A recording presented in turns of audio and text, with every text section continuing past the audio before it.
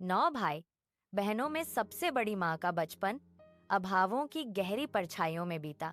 उन दिनों गरीबी का आलम यह था कि साल में केवल एक बार मांस का स्वाद मिलना ही किसी बड़े उत्सव जैसा महसूस होता था। अभावों के बावजूद माँ के भीतर एक अदम्य ऊर्जा थी। उनकी शरारतें पूरे गांव में मशहूर थीं। एक बार उन्होंने गोबर का गोला उठाकर अपनी छोटी बहन के माथे पर तिलक की तरह चिपका दिया।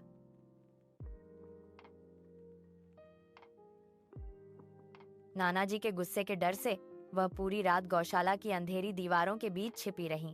माँ की शरारतें कभी कभी क्रूर भी हो जाती थीं।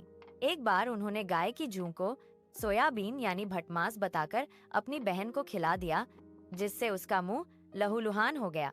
उस दिन भी मार के डर से वह घर नहीं लौटी।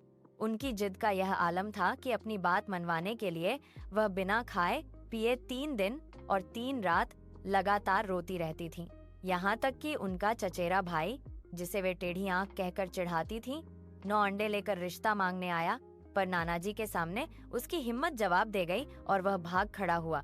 जब माँ 16 साल की हुई तो नानाजी ने एक अमीर लड़के से उनका रिश्ता तय कर दिया, लेकिन माँ ने निडर होकर साफ मना कर दिया, मैं उस सिगरेट पीने वाले काले लड़के से शादी नहीं करूंगी।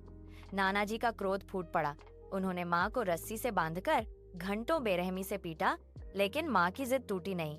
उन्हें जबरन ससुराल छोड़ आया गया, पर वह उसी दिन भागकर वापस आ गईं। उनके लिए वह घर एक जेल बन चुका था, जहाँ उनकी स्वतंत्रता का कोई मूल्य नहीं था। अंत में उन्होंने वह घर और वह समाज छोड़ने का साहसिक निर्णय लिया जिसे वह अपना मानती थीं। घर छोड़कर माँ ने सीधे पहाड़ों का रुख किया।